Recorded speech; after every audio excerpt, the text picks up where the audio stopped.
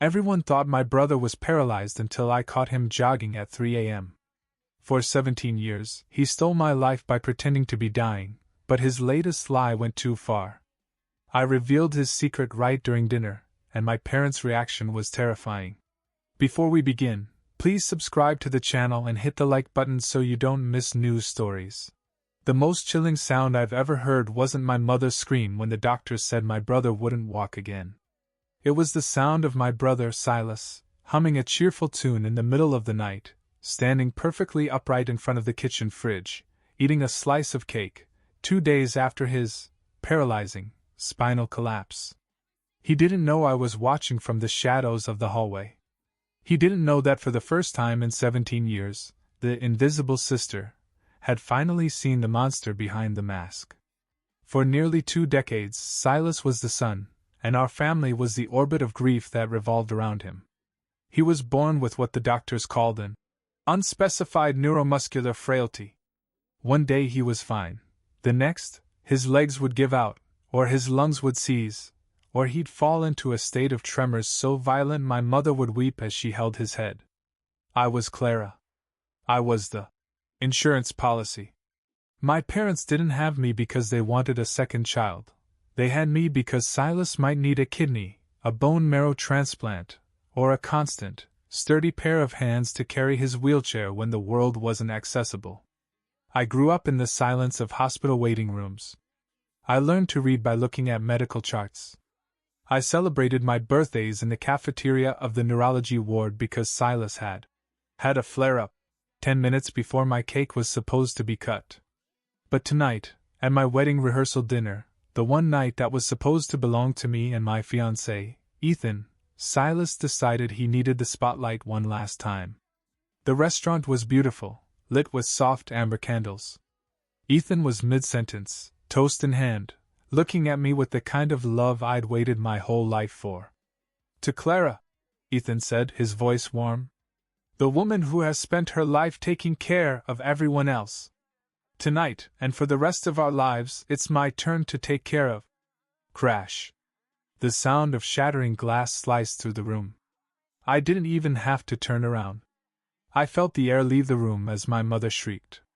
Silas was on the floor, his wheelchair overturned, his body twisted into a grotesque, agonizing contortion. His eyes were rolled back, showing only the whites, and a thin line of foam was forming at his lips. "He's stopped breathing!" my father yelled, diving to the floor. "Silas! Silas, look at me!" The dinner was over. The guests stood up in a wave of panic. Ethan dropped his glass, his face pale. And I just sat there. I stared at my plate of untouched sea bass. I felt a cold, hard stone settle in my chest. "Clara! Help us!"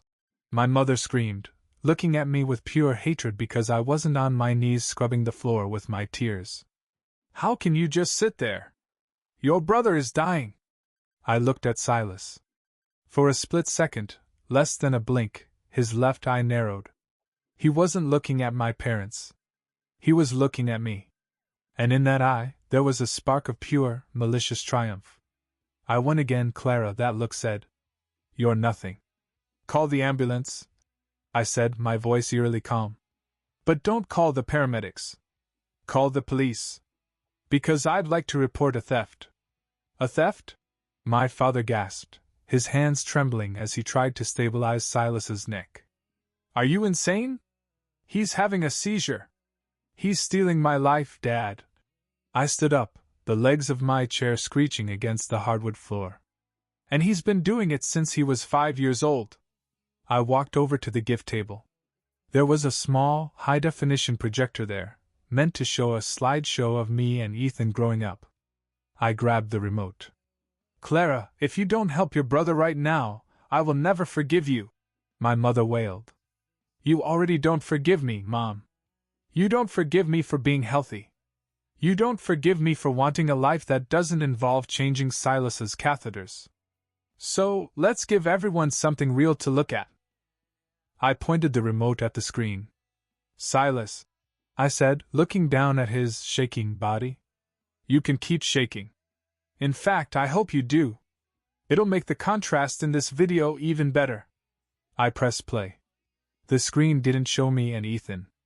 It showed a grainy, black and white feed from a camera hidden in the ceiling of Silas's medical suite at home. The date on the corner was 3 nights ago. In the video, Silas, the boy who supposedly couldn't lift a spoon to his mouth, was doing pull-ups on the frame of his bed. He was fast, strong, and silent. He finished a set of 20, dropped to the floor with the grace of a gymnast, and then did something that made the entire restaurant go silent. He walked over to a full-length mirror. He spent 10 minutes practicing his seizure face. He adjusted his jaw, practiced the way his hands should tremor, and even used a small bottle of glycerin to simulate sweat on his forehead. But that wasn't the worst part. The video shifted to another night. Silas was on the phone. I had installed a bug in the room after I caught him in the kitchen. Yeah, she thinks she's getting married. Silas's voice echoed through the speakers, loud and clear. He sounded cocky, arrogant, and entirely healthy. Ethan is a prick. He thinks he can take her away? Who's going to fix my pillows? Who's going to make sure the insurance checks keep coming in? I'll wait until the rehearsal dinner. That'll be the biggest hit. I'll do the respiratory failure routine. Mom will cancel the wedding within the hour to focus on my recovery. It's too easy, man. They want me to be sick. It makes them feel important. My father stopped pumping Silas's chest. He stared at the screen, his face turning a shade of gray I'd never seen before. My mother stayed on her knees, her hand still clutching Silas's arm, but her grip was loosening. Silas stopped shaking. The foam at his mouth, which I later found out was just a piece of Alka-Seltzer he'd tucked into his cheek, slowly dissolved. He opened his eyes. They weren't rolled back anymore. They were sharp, cold, and filled with a frantic, cornered rage. Clara! Silas started, his voice a pathetic whimper, trying one last time. What is that? Are you trying to frame me? Frame you? I laughed, and it felt like thorns were being pulled out of my throat. Silas, that's 24 hours of footage. I have you walking, I have you lifting weights, and I have you talking to your nurse, who, by the way, isn't a nurse, but your girlfriend from 3 towns over whom you've been paying with the money Mom and Dad gave you for experimental physical therapy. I turned to the guests, who were filming everything on their phones. This is my brother, I said, gesturing to the boy on the floor. The boy who cost us our home, my parents' retirement, and every ounce of joy I was ever allowed to have. He's not a martyr. He's an architect. And this was his masterpiece. Silas stood up. He didn't wobble. He didn't stumble. He stood up with the effortless strength of a 22-year-old man in peak condition. The room gasped. You think you're so smart, Clara? Silas spat. The mask was gone. The glass boy had shattered, and the jagged edges were showing. You think they're going to love you now? Look at them. They're disgusted by both of us. You've just ruined the family name for a bit of revenge. I didn't do it for revenge, Silas, I said, stepping closer to him. I did it for the life insurance policy. Silas froze. What? I know about the pills you were giving Dad, I said.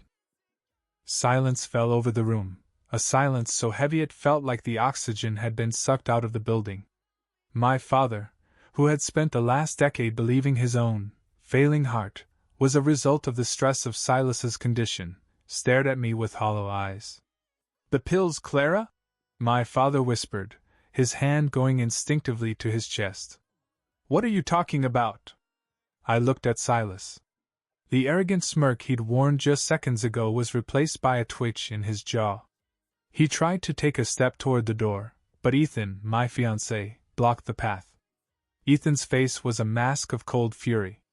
He had spent years watching me cry over Silas, and now he was seeing the truth. Dad, remember how your anxiety attacks always happened right before Silas was supposed to start a new school or a new treatment? I asked, not taking my eyes off my brother. Remember how the doctors couldn't explain why your blood pressure was skyrocketing despite the medication? I pulled a small plastic baggie from my purse. Inside were 3 small, blue tablets. I found these hidden in the bottom of Silas's emergency oxygen tank, I said. They aren't his. They're yours, Dad. But they aren't your blood pressure meds. I had them tested.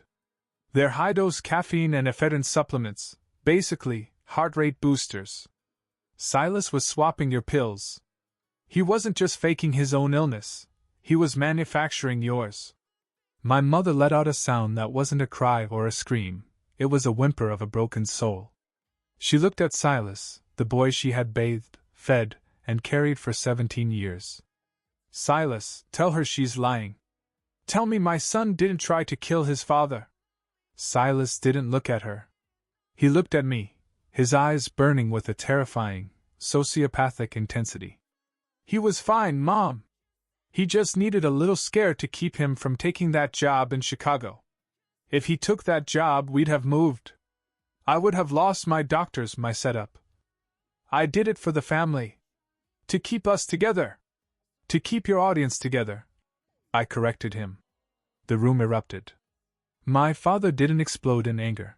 He simply sat down on the floor, the weight of the betrayal crushing him more than any heart condition ever could. But the guests, our aunts, uncles, and family friends, were no longer silent. The glass boy was now a predator in their eyes. There's more, I said, my voice rising over the murmurs. The $200,000 from the Save Silas Foundation? The money our community raised for his robotic exoskeleton that was supposed to help him walk? I tapped the remote again. A new document appeared on the screen, a bank statement. Silas has a cryptocurrency account, I explained. He's been skimming the donations for years. He didn't buy an exoskeleton. He bought a lifestyle. He has a luxury apartment under a fake name downtown. He spends his weekends there while we think he's in intensive care at the clinic. I followed him last month. I watched him walk into a club, order a bottle of champagne, and dance for 4 hours. The video changed. It was a clip I'd recorded on my phone. It was dark, but the face was unmistakable. There was Silas, wearing a leather jacket, laughing, surrounded by friends, who clearly knew him as a healthy, wealthy playboy. He was holding a drink high, shouting, "To my parents, the best sponsors a guy could ask for!" The sound of my mother's hand hitting Silas's face was like a gunshot. She didn't stop at one. She hit him again, her voice cracking as she screamed, "I gave you my life! I sold my mother's jewelry for you! I prayed to God to take me instead of you!" Silas pushed her back. Not hard, but enough to show his strength. "You loved it, Martha! You loved being the saint. You loved the pity. Don't act like you were some victim. You needed me to be sick so you had a reason to exist." That was the moment the room turned into a battlefield. My uncles moved in, grabbing Silas by the arms. He fought back with a vigor that proved every medical report we had was a lie. "Call the police!" my Aunt Sarah yelled. "He's a thief! He's a monster!" "I already did," I said. "And I didn't just call the police. I called the insurance fraud investigators. They've been building a case for weeks based on the evidence I sent them." As the sirens began to wail in the distance, Silas looked at me. For the first time, I saw fear in him. Real fear. Not the fake, "I'm dying" fear, but the fear of a man who realized his world had finally ended. "You're a traitor, Clara," he spat, his lip curling. "You're going to be alone. Mom and Dad will never look at you without seeing the girl who tore this family apart." "No, Silas," I said, stepping right into his space, my voice a cold whisper that only he could hear. "They'll look at me and see the girl who saved their lives. And as for being alone? I have Ethan. I have a career. And starting tonight, I have silence. I'll never have to hear you scream for a glass of water ever again." The police burst through the doors. The scene was chaotic. Silas screaming that he was being kidnapped, my mother collapsed in Ethan's arms, my father staring at the blue tablets in the baggie as if they were a murder weapon. As they led Silas out in handcuffs, he tried to do one last act. He slumped his shoulders, dragged his feet, and began to wheeze. "He's having an attack!" one of the younger officers shouted, reaching for his radio. "Check his pockets," I called out. The older officer reached into Silas's pocket and pulled out a small, handheld device. He pressed a button, and a cloud of fine, white powder puffed out. "It's an irritant," I said. "He uses it to make himself cough. It's a prop, officer. Just like the wheelchair." The officer looked at Silas with pure disgust, tightened the cuffs, and hauled him upright. "Move it, kid! You can practice your acting in a cell." The restaurant cleared. The candles had burned down to stubs. Ethan and I stood in the middle of the wreckage of our rehearsal dinner. My parents were being questioned by a detective in the corner. My mother looked at me. She looked like she wanted to come over, to hug me, to apologize for the 17 years she ignored me. But she couldn't. The shame was too great. She just lowered her head and wept. Ethan took my hand. "Are you okay?" "I've been waiting for this since I was 6 years old," I said. "I thought I'd feel happy. But I just feel light." "The wedding?" Ethan asked gently. "We're not having a wedding here, Ethan. We're not having a wedding with this shadow over us. We're going to the courthouse tomorrow. Just us. And then we're moving. To the coast. Somewhere where nobody knows the name Silas." I walked over to the projector and turned it off. The screen went black. As we walked out into the cool night air, I heard a faint sound from the police car as it pulled away. It was Silas, still screaming. But for the first time in my life, I didn't turn around to see if he was okay. I just kept walking. The weeks following the rehearsal revelation didn't feel like a victory. They felt like a slow, painful surgery without anesthesia. My parents' house, the place that had been a shrine to Silas's frailty, became a tomb. The silence was deafening. There were no more oxygen machines humming, no more frantic footsteps in the middle of the night, no more medical bills arriving in thick, terrifying envelopes. But the truth had a way of getting darker. As the district attorney's office began digging through Silas's digital footprint, they discovered that his manipulation went far beyond the walls of our home. He hadn't just been faking an illness, he had been running an elaborate grief mining operation online. Under several different aliases, Silas had been the administrator of 3 major support groups for terminally ill youth. He would use the information he gathered from truly sick children to perfect his own symptoms, and more horrifically, he would borrow their stories of suffering to launch new crowdfunding campaigns for himself. He was a vampire of sympathy. I spent those weeks helping my father clean out the medical suite. We tore down the specialized railings and hauled the hospital bed to the curb. In the process, we found a loose floorboard under Silas's desk. Inside was a leather-bound journal. My father sat on the floor and read it. I watched his face age a decade in 10 minutes. "He kept a tally, Clara," my father said, his voice trembling. "A tally of every time he successfully ruined one of your moments. Graduation, 8 out of 10 pain level. Clara didn't get to give her speech. Success. 16th birthday, simulated seizure during the party. All gifts forgotten. Success." The journal revealed the most sickening truth of all. Silas didn't just want attention. He hated me for being healthy. He viewed my vitality as an insult to his existence, and he had dedicated his life to making sure I never enjoyed a single second of it. The trial was a media circus. They called it the Glass Martyr Case. I'll never forget the day I had to take the stand. Silas sat at the defense table, wearing a crisp suit, looking healthy and defiant. He wasn't pretending to be sick anymore. He was leaning into a new persona, the misunderstood genius who was pushed into his actions by a family that demanded he be a victim.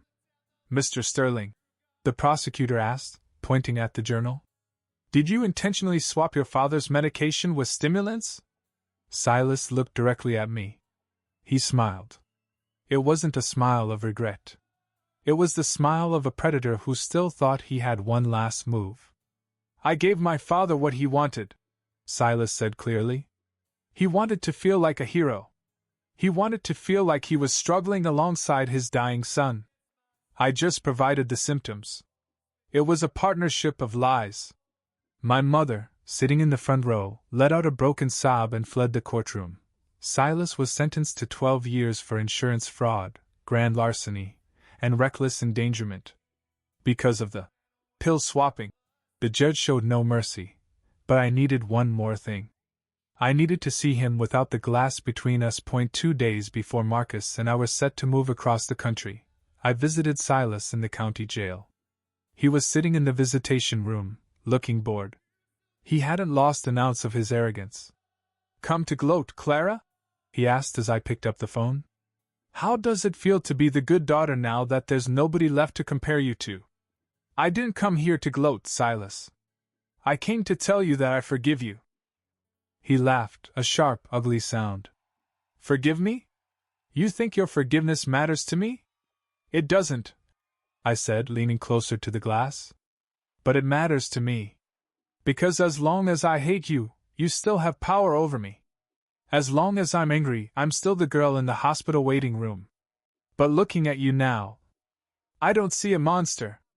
I just see a very small, very lonely man who has to rot in a cell because he was too lazy to build a real life." Silas's face contorted. He slammed his hand against the glass. "I built a kingdom. People loved me. People cried for me. What do you have? A boring husband and a boring job? You're the invisible one, Clara. You always will be. The difference, Silas, is that when I walk out of this building, I'm still real. When people look at me, they see me. When people looked at you, they saw a ghost you invented. You've spent your life being a shadow. And now you're going to spend 12 years in one." I hung up the phone. As I walked toward the exit, Silas started screaming. He grabbed his chest. He began to heave and gasp, sliding down his chair, his eyes rolling back. He was doing the routine. The respiratory failure. The glass boy act. The guards didn't even run to him. They just sighed, walked over, and told him to get up. "Save it for the warden, Sterling," one guard said. I didn't turn back. I walked through the heavy steel doors and out into the sunlight. My father was waiting for me in the parking lot. He had sold the big house. He was moving into a small apartment near the library where he'd taken a part-time job.